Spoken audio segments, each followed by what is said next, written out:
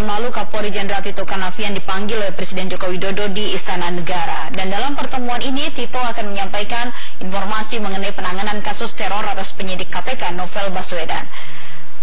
Saya sudah menjelaskan bahwa hingga hari ini ada 59 saksi yang sudah didengar keterangannya. Kemudian ada 5 orang yang sudah kita amankan. Sejumlah CCTV, ada lebih kurang 50 CCTV dalam radius 1 km sudah kita dapatkan juga. Berikut ada beberapa sekitar 100 lebih toko kimia yang sudah kita datangi yang menjual H2SO4. Ini juga masih dalam pengembangan kita.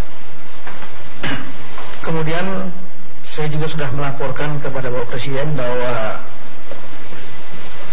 dari 5 orang yang sudah kita amankan, yaitu Saudara M, Saudara H, kemudian Saudara MAL, kemudian dilanjutkan dengan namanya Miko, ya, karena muncul di media sosial sehingga kita juga mencurigai apakah ada hubungan dengan Saudara Novel, diamankan oleh anggota. Dan kemudian terakhirlah Saudari Miriam, ya, yang bukan hanya atas permintaan dari KPK untuk dicalonkan pencarian dan penangkapan, tapi juga kita berasumsi mungkin yang bersangkutan ada hubungannya dengan peristiwa penganiayaan. 5-5-nya sudah kita cek alibinya semua. Kemudian kita lakukan pemeriksaan mendalam, IT, saksi-saksi dan lain-lain. Dan kita tidak mendapatkan hubungan antara 5 orang yang kita amankan dengan peristiwa penganiayaan. Kemudian dari saksi-saksi memang ada perkembangan yang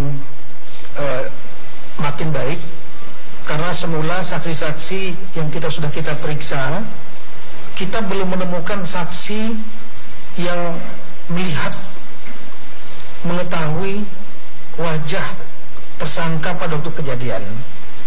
Memang yang beredar di media ada CCTV dan lain-lain, foto. Itu ada foto tentang ada orang yang ada di sekitar rumah Saudara Novel Baswedan 2 bulan yang sebelumnya, 1 bulan sebelumnya. Ada yang datang ke rumah dalam rangka untuk menanyakan penjualan gamis, karena di rumah Saudara Novel Baswedan juga ada menjual gamis online. Ini CCTV fotonya kita sudah dapatkan, tapi kita belum mendapatkan saksi yang pada waktu di kejadian, pada saat kejadian. Yang ada adalah 2 orang ibu-ibu, ya, yang menggunakan mukena pulang dari masjid.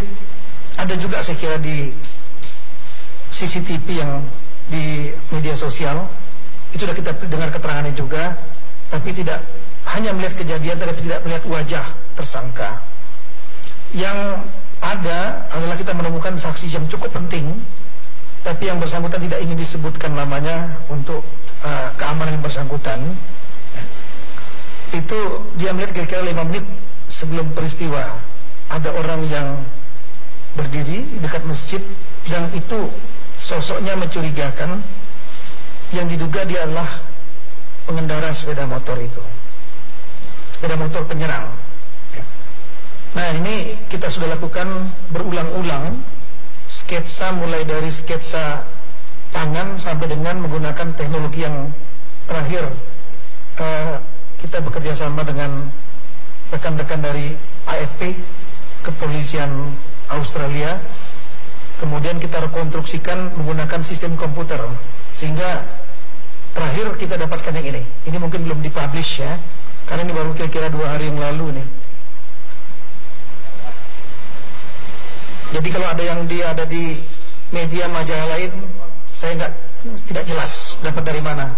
Yang ini adalah dari saksi yang sangat penting, karena 5 menit sebelum kejadian. ini ada di dekat masjid. Dia mencurigakan, yang kita duga dia adalah pengendara sepeda motor. Ciri-cirinya tingginya hampir 170 ya, 167 sampai 170. Agak hitam, rambut keriting, kemudian badan cukup ramping. Nah, kalau kita lihat sudah ya, ini agak berbeda dengan 4 orang yang sudah diperiksa sebelumnya. Ada 3 orang yang diperiksa sebelumnya, yang tadinya 2 bulan sebelum peristiwa ada di sekitar rumah saudara Novel, ada 2 orang, yaitu H dan M. Tapi ciri-cirinya sangat jauh berbeda dengan yang diperistiwa, karena ini tinggi badannya tidak ada yang di atas 160 cm. Bahkan yang terakhir yang kita amankan namanya Lestaluhu, berdasarkan keterangan saudara Novel. Rupanya saudara Novel mendapatkan ini dari seorang anggota Polri juga, tapi anggota Polri mendapatkannya dari Facebook. Nah, ini saudara Lestaluhu ini sudah kita sangat jauh berbeda, karena dia tingginya hanya 157 mungkin ya, 157 cm. Sementara ini pelaku penyerang ini juga tingginya sekitar 167 sampai 170 cm. Dan kemudian wajah juga berbeda. Dan ini adalah foto pada saat kita melakukan konfrontasi.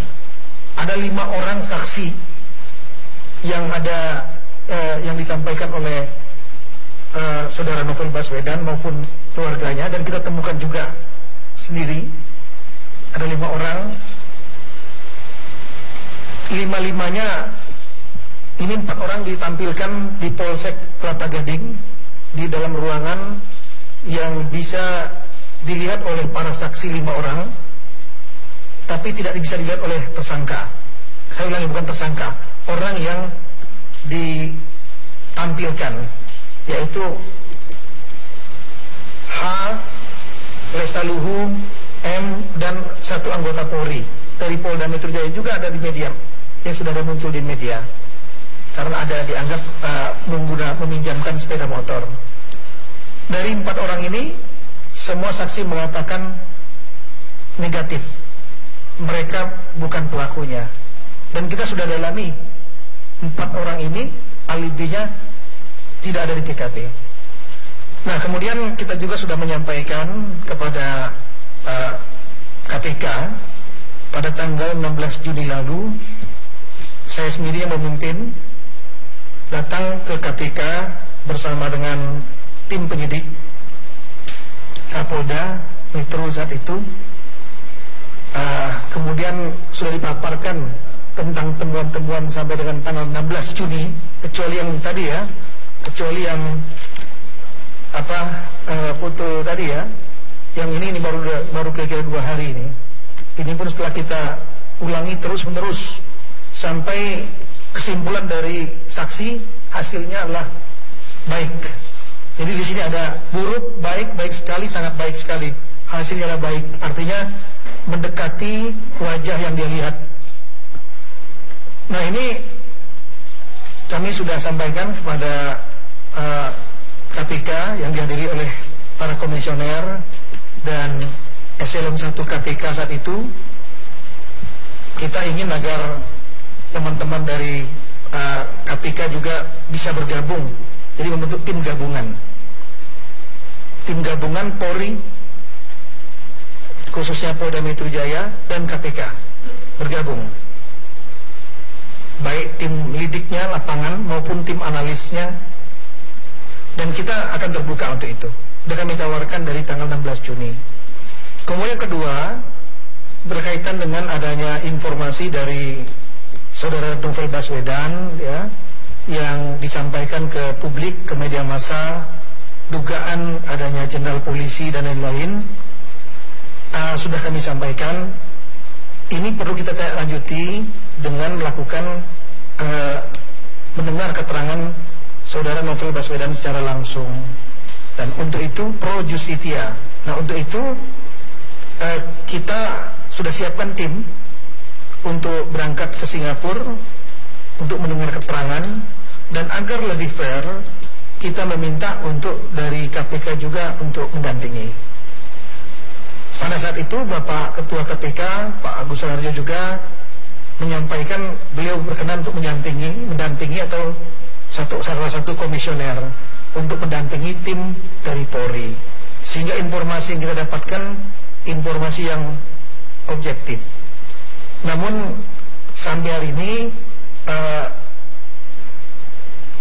informasi dari KPK untuk keberangkatan ke Singapura, mendampingi Singapura itu belum kami terima, dan mungkin dalam waktu beberapa hari ke depan, dalam minggu ini kami akan melakukan pembicaraan dengan komisioner KPK untuk membahas langkah-langkah ini, baik pemeriksaan kepada mendengar keterangan dari saudara Novel secara detail di Singapura, maupun tim dari KPK, tim penyelidik dari KPK yang bergabung dengan Polri untuk melakukan sekali lagi memverifikasi teknis hal-hal yang sudah dikerjakan oleh Polri, maupun untuk melakukan langkah-langkah bersama ke depan dalam rangka mengungkap kasus ini.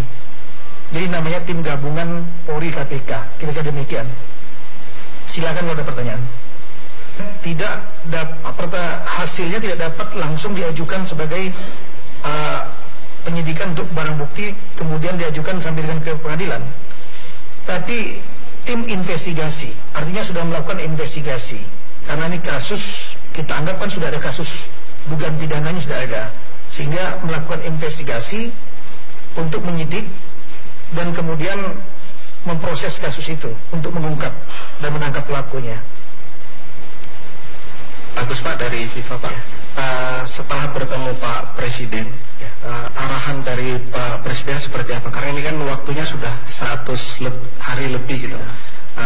Terima kasih Pak. Beliau memerintahkan agar dituntaskan sesegera mungkin. Itu perintah beliau. Tapi tadi kami sudah sampaikan langkah-langkah yang kita lakukan, ya. Prinsip kita ingin agar sesegera mungkin. Tapi kadang-kadang ada kendala-kendala di lapangan. Lanjut, ya. Belakang. Tidak di. Saya sudah tanyakan kepada tim ketua tim penyidiknya, ini kebetulan ada di sini juga. Sidik jari memang tidak ada ditemukan di TKP, baik di botol maupun di gelas yang ada. Karena pada saat akan diswab dengan menggunakan serbuk, ini di situ masih basah sehingga akhirnya sidik jari menjadi hilang dan serbuknya tidak bisa membaca sidik jarinya. Jenderal Polisi yang terlibat, ya. Apakah dari 4 terduga pelaku yang sempat diamankan oleh polisi, apakah dari keempat itu ada keterangan dari mereka atau petunjuk yang mengarah ke keterlibatan Jenderal Polisi itu? Tidak ada. Karena yang dari maksudnya 3 orang ya. 3 orang ini mereka tidak ada hubungannya dengan perkara dugaan penganiayaan ini. Setelah dicek baik alibinya mereka, jadi alibi ini sangat bisa dicek. Kalaupun alibi kalau ada dugaan alibi direkayasa, itu gampang di cross check kembali. Karena alibi itu akan sangat detail, jam per jam, menit per menit. Jadi saya kira sutradara yang hebat pun akan sulit untuk membuat alibi-alibi seperti itu. Dan kita sangat welcome kepada tim KPK yang bergabung untuk menguji kembali alibi itu, mengkonfrontasi kembali dengan para saksi-saksi. Jadi sekali lagi kita sangat terbuka untuk membuat tim gabungan dan menguji kembali semua yang dikerjakan polisi, tim Polri, maupun untuk melakukan langkah ke depan, termasuk tadi pengujian alibi. Itu kan gampang dicek, jam per jam, menit per menit, detik per detik, dari IT-nya, posisinya ada di mana, kemudian ada saksi-saksinya, itu nanti bisa dibaca. Lanjut.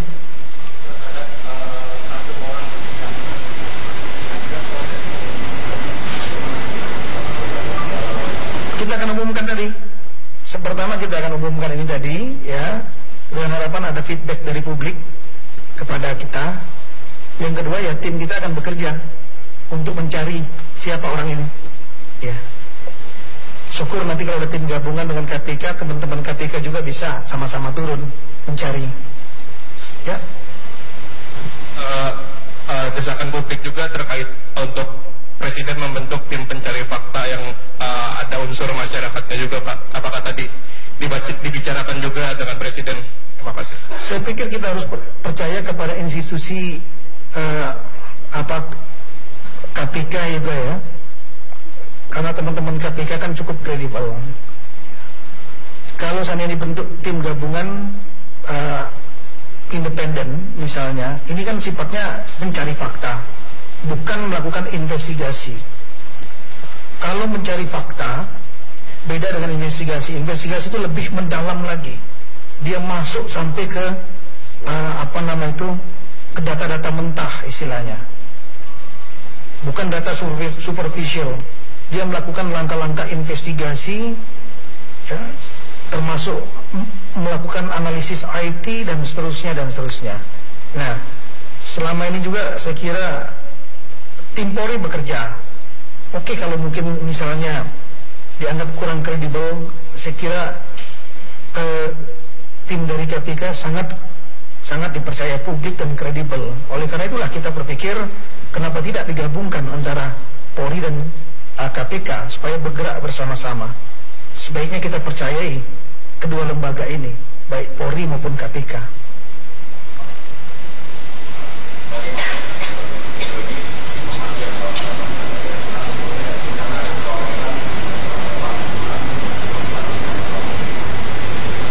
Kita kan bisa melakukan cross check ya, seperti yang dikerjakan. Saya kan juga mantan penyidik, otomatis apa yang dikerjakan oleh penyidik akan di cross check dan di cross check lagi oleh tim yang lain ya. Pada saat paparan kita bisa tahu ini detail atau tidak.